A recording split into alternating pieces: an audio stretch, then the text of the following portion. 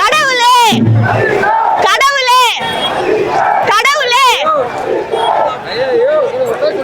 ஷர்மிளா தலை சோல்ஜர் ஷர்மிளா காஞ்சிபுரத்துல இருந்து வந்திருக்கோம் நாங்க.